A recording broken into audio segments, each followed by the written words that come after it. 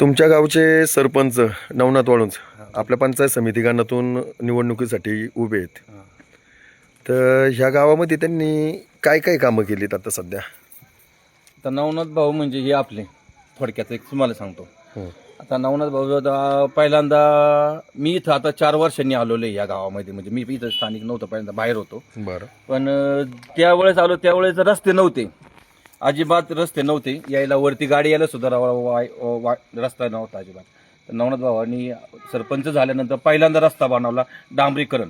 म्हणजे वाळुंजवाडीमध्ये पहिले डांबरीकरण म्हणजे वरच्या वस्तीतून, ठाकरवाडीच्या वरच्या वस्तीतून म्हणजे निगुळीतून ते शेवटचं आमचं पॉईंट आहे, तिथून त्यांनी डांबरीकरण केलं. त्याच्यानंतर इथं आल्यानंतर मी बघितलं की बुवा इथं पाण्याची सुविधा पण नाहीये. नवनाथ भावांना म्हणलो बा ठाकरे समाजाला सुविधा नाहीये, आमच्या समाजाला पण वरती सुविधा नाहीये.